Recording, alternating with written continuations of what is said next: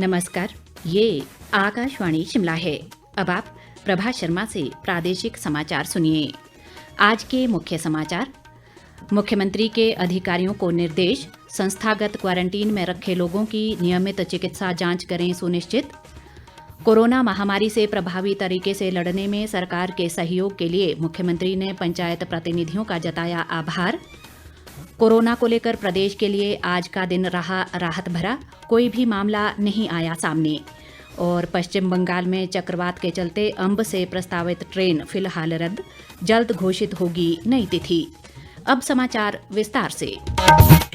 मुख्यमंत्री जयराम ठाकुर ने सभी उपायुक्तों, पुलिस अधीक्षकों और मुख्य चिकित्सा अधिकारियों को संस्थागत क्वारंटीन में रखे लोगों की नियमित चिकित्सा जांच सुनिश्चित बनाने के निर्देश दिए हैं। वीडियो कॉन्फ्रेंसिंग के माध्यम से बातचीत के दौरान उन्होंने कहा कि डॉक्टरों की टीम क्वारंटीन केंद्रों का दौरा अवश्य करें ताकि वहां रहने वाले लोगों को बेहतर स्वास्थ्य सुविधाएं मिल सकें। मुख्यमंत्री ने कहा कि बुजुर्गों और लंबी बीमारी से पीड़ित मरीजों को सभी आवश्यक स्वास्थ्य सुविधाएं उपलब्ध करवाई जाएं और ज़रूरत पड़ने पर उन्हें स्वास्थ्य संस्थानों में स्थानांतरित किया जाए। जयराम ठाकुर ने कहा कि जिला प्रशासन देश के अन्य हिस्सों से आने वाले हिमाचलियों के घर पहुंचने से पहले पंचायती राज संस्थाओं के प्रतिनिधियों को उनकी सूचना उपलब्ध करवाए। मुख्यमंत्री ने कहा कि संस्थागत व होम क्वारंटीन से बाहर आने वाले लोगों को कोविड-19 के बारे में जागरूक बनाने के लिए ब्रांड एम्बेसडर के रूप में कार्य करने के लिए प्रयास किए जाने चाहिए।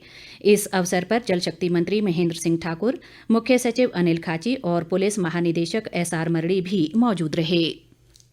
मुख्यमंत्री जयराम ठाकुर ने आज बिलासपुर जिले की विभिन्न पंचायतों के प्रधानों के साथ वीडियो कॉन्फ्रेंसिंग के माध्यम से संवाद किया और उन्हें कोविड-19 महामारी से प्रभावी तरीके से लड़ने में सरकार के सहयोग के लिए आभार जताया। मुख्यमंत्री ने कहा कि पंचायत प्रतिनिधियों ने ज़रूरतमंदों और गरीबों को फेस मास्क व भोजन उपलब्ध कराने और सरकारी दिशा निर्देशों के पालन के प्रति लोगों को जागरूक व प्रेरित करने में अहम भूमिका निभाई है। उन्होंने पंचायत प्रतिनिधियों को प्रवासी मजदूरों को भोजन उपलब्ध कराने और रहने की व्यवस्था सुनिश्चित करने के भी निर्देश दिए। मुख्यमंत्री ने कहा कि केंद्र ने मनरेगा के लिए 40,000 करोड़ रुपए की धनराशि प्रदान की है, जिससे ग्रामीण क्षेत्रों में विकासात्मक बुनियादी ढांचे में सुधार के साथ साथ रोजगार के अधिक अवसर पैदा करने में भी मदद मिलेगी। उन्होंने कहा कि किसी भी व्यक्ति को होम क्वारंटीन के नियमों का उल्लंघन करने की अनुमति नहीं दी जानी चाहिए और यदि कोई अवहेलना करता है तो उसे तुरंत जिला प्रशासन के ध्यान में लाया जाए। राज्यपाल बंडारू दत्तात्रेय ने आज राजभवन से नेरवा, चौपाल और बसंतपुर पंचायतों सहित तिब्बती ओल्ड एज होम ढली और ओल्ड एज होम मंडी के गरीब व बेसहारा बुजुर्गों व उनके परिवार के सदस्यों के लिए बचाव संबंधी सामग्री और स्वच्छता किट लेकर 4 पिकअप गाड़ियों को रवाना किया। राज्यपाल ने कहा कि हेल्पेज इंडिया के माध्यम से करीब 200 किटें 600 परिवारों को उपलब्ध करवाई जाएंगी। उन्होंने कहा कि महामारी के इस दौर में हमें सामाजिक दूरी बनाए रखते हुए अपने बुजुर्गों का ध्यान रखना चाहिए। इस दौरान हेल्पेज इंडिया के राज्य प्रमुख डॉक्टर राजेश ने संस्था द्वारा की जा रही विभिन्न गतिविधियों की जानकारी दी। कोविड-19 के दौरान शिक्षा व्यवस्था के लिए एक बड़ी चुनौती सामने आई है, जिसका राज्य सरकार और शिक्षा विभाग ने योजनाबद्ध तरीके से समाधान निकालकर विद्यार्थियों की शिक्षा जारी रखने के उचित प्रबंध किए हैं। शिक्षा मंत्री सुरेश भारद्वाज ने कहा कि इस तरह से प्रदेश में शिक्षा व्यवस्था का नया उदय हुआ और भविष्य में ऐसी परिस्थितियों से निपटने और शिक्षा को नई ऊंचाइयों तक पहुंचाने में मदद मिलेगी। उन्होंने कहा कि वर्तमान में शिक्षा को जारी रखने के लिए हिमाचल दूरदर्शन ज्ञानशाला कार्यक्रम के अंतर्गत 10वीं और 12वीं कक्षा के विद्यार्थियों के लिए अध्यापन का प्रसारण किया जा रहा है। भारद्वाज ने कहा कि कोविड-19 के दौर में प्रदेश सरकार अभिभावकों, शिक्षकों और विद्यार्थियों के सहयोग से शिक्षा व्यवस्था बनाए रखने में सफल हुई है। शिक्षा मंत्री ने आज छोटा शिमला व खलीनी में भाजपा शिमला मंडल द्वारा आयोजित एक कार्यक्रम में 76 कोरोना योद्धाओं को सम्मानित भी किया। कृषि मंत्री रामलाल मारकंडा ने किसानों की आर्थिकी में सुधार के लिए प्राकृतिक खेती अपनाने की जरूरत पर बल दिया है। केलंग में आज एक समीक्षा बैठक में उन्होंने कृषि विभाग के अधिकारियों को सब्सिडी का लाभ किसानों तक पहुंचाने के निर्देश दिए। मारकंडा ने कहा कि कोविड-19 के इस दौर में किसानों की सुविधा के लिए कृषि उपज को मंडियों से लिंक किया जाएगा। उन्होंने कहा कि जिले में किसानों के लिए कम कीमत पर किराए पर मशीनें उपलब्ध हैं और किसान टोल फ्री नंबर 9418003325 पर संपर्क कर फसल तैयार होने की सूचना दे सकते हैं। कृषि मंत्री ने कहा कि देश में किसानों की सुविधा के लिए किसान रथ ऐप शुरू की गई है, जिसमें 5,70,000 ट्रक, 20,000 ट्रैक्टर और 14,000 कमर्शियल हाइडल सेंटर रजिस्टर खुले हैं, जिनमें से 7 केंद्र प्रदेश में हैं। प्रदेश में कोरोना संक्रमितों की कुल संख्या 90 हो गई है। कोरोना को लेकर आज का दिन प्रदेश के लिए राहत भरा रहा और कोई भी पॉजिटिव मामला सामने नहीं आया।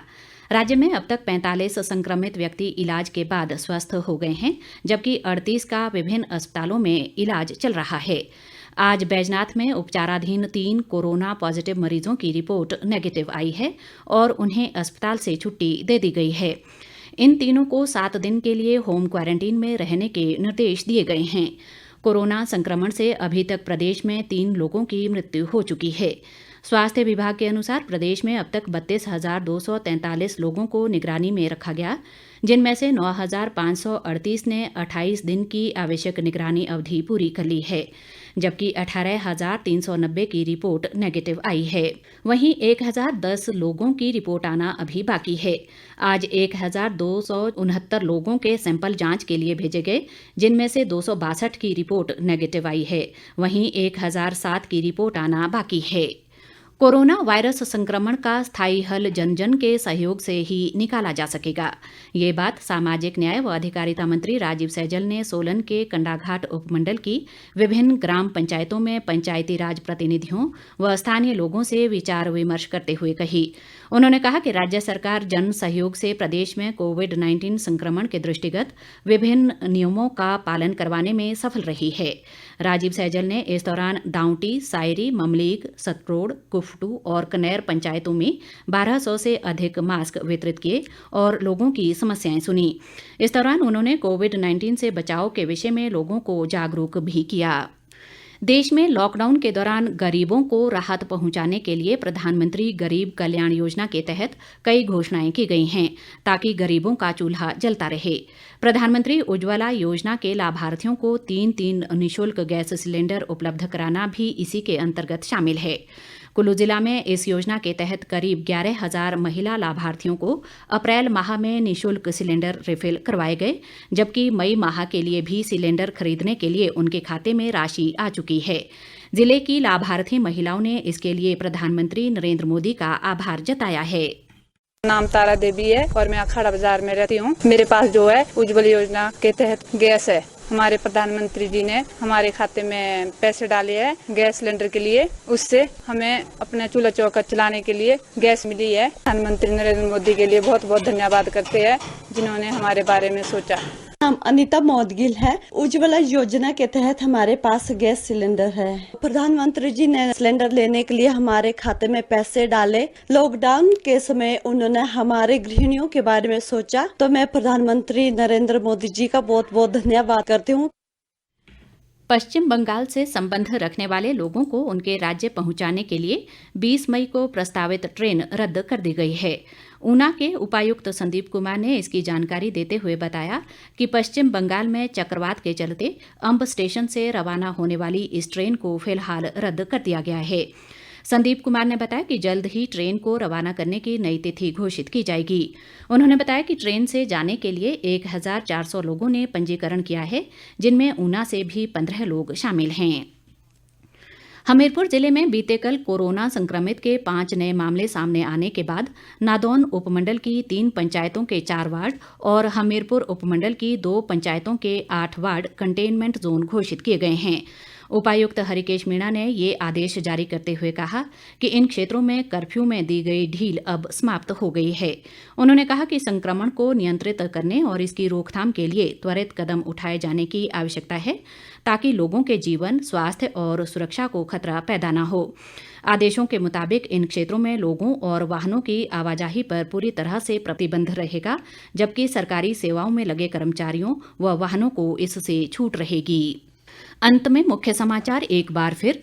मुख्यमंत्री के अधिकारियों को निर्देश, संस्थागत क्वारंटीन में रखे लोगों की नियमित चिकित्सा जांच करें सुनिश्चित।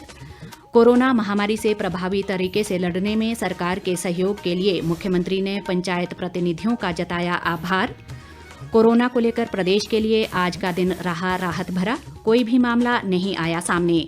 और पश्चिम बंगाल में चक्रवात के चलते अंब से प्रस्तावित ट्रेन फिलहाल रद्द, जल्द घोषित होगी नई तिथि। इसके साथ ही ये समाचार बुलेटिन समाप्त हुआ। नमस्कार।